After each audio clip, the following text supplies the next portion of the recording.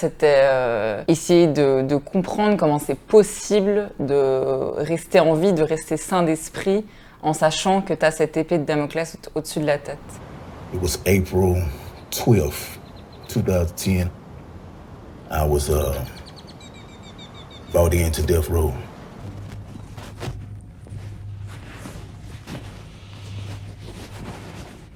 Comment tu fais pour survivre dans ces conditions-là en sachant que tu vas mourir à un moment donné? Enfin, c'est inimaginable pour nous. Donc, c'était un peu les premières questions, c'est comment tu fais? Et donc, la réponse, enfin, en tout cas pour Mabry, qui a réussi à rester sain d'esprit, qui n'a pas de troubles psy, parce que finalement, il y en a beaucoup dans ces conditions qui finissent par développer des troubles psy à cause de la situation. La seule solution pour Mabry, en tout cas, c'était d'y croire encore et de se dire il y a une possibilité que je sorte, il y a une possibilité que ça s'arrête, que j'ai au moins la prison à vie.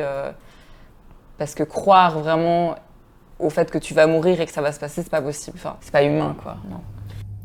You know, just the last thoughts running through a man's mind after he just got through seeing his family. You know, it's like a thought that try as hard as you can to not think about it, you know what I mean?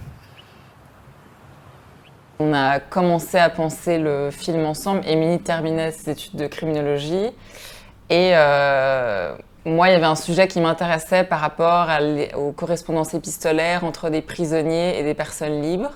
Donc on a un peu commencé à creuser ce sujet-là.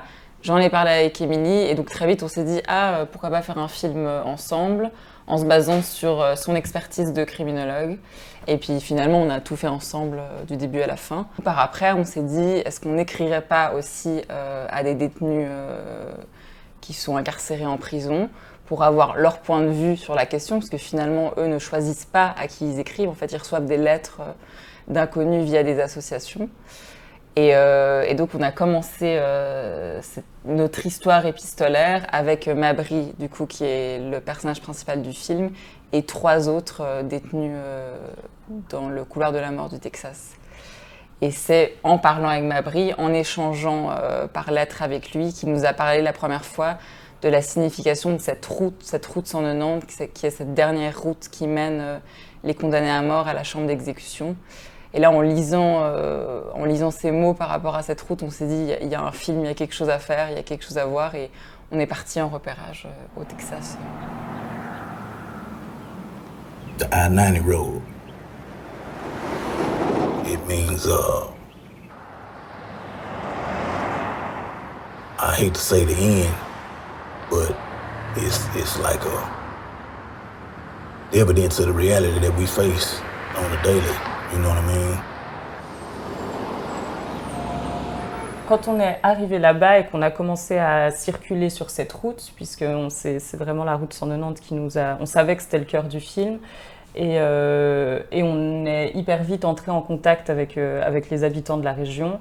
Et nous, ce qui nous intéressait, c'était de se dire, mais comment tu vis avec ça? Comment tu vis quand, une fois par mois, tu as un van blanc qui passe devant la fenêtre de ton bureau ou de ta maison, avec à l'intérieur un homme qui va mourir? Comment ça impacte ton rapport à la vie, à la mort, à ton quotidien? Et c'est ça qu'on a voulu questionner chez eux. Et en fait, ce qu'on s'est rendu compte, c'est que pour la plupart, c'est tellement banal, tellement normal, tellement là, qu'ils ne le réalisent même plus. Enfin, ça fait tellement partie de leur quotidien que ça ne fait plus partie de leur réflexion, d'une certaine manière. Pour avoir les autorisations de filmer, c'était pas si compliqué finalement. Il y a des visites médias qui sont autorisées.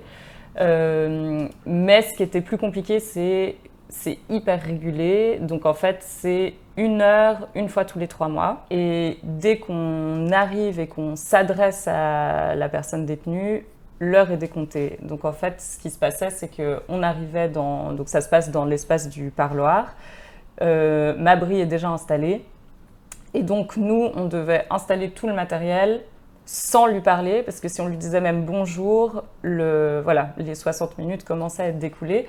Donc c'est quand même assez violent comme mise en situation. Et alors évidemment, Mabry est au courant que ça se passait comme ça. Nous, on communiquait par lettre avec lui à l'avance.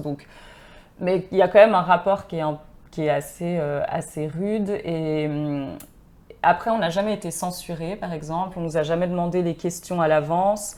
Mais il y a toujours un représentant de la prison qui est sur place. Il y a des gardiens qui passent en faisant volontairement du bruit, des bruits de clés, des chuchotements. Enfin, voilà, on sent qu'ils sont tenus en fait de mettre en place ces visites médias, mais ils font en sorte de rendre l'expérience la moins agréable possible en fait, d'une certaine manière. On était 3. Alors Émilie et moi, on prenait le son. Ça dépendait. On s'est alternés. On s'est alternés. La prise de son. Et puis on avait Charlotte Muller qui était avec nous à la photo. Mais on a été 3 et on a déjà été à K2 aussi. Mais plus de 3, c'était vraiment pas possible. Déjà pour filmer Mabry dans la prison, en fait, il est vraiment dans un box. Et donc, tu as très très peu de place devant cette vitre. Donc à 3, on était déjà serrés. À 4, ça n'aurait pas été possible. Et puis, on les a vus, les gens, les Texans qu'on filme, on les a vus sur 5 ans. À chaque fois, on y allait un mois toutes les années. Donc, ils nous connaissaient, ils nous ont fait confiance. On a tiré avec eux, on a fait des karaokés avec eux pour essayer de créer du lien et qu'ils aient confiance en nous dans cette démarche de faire un film ensemble, sachant qu'on n'avait pas le même avis qu'eux sur la politique, la peine de mort.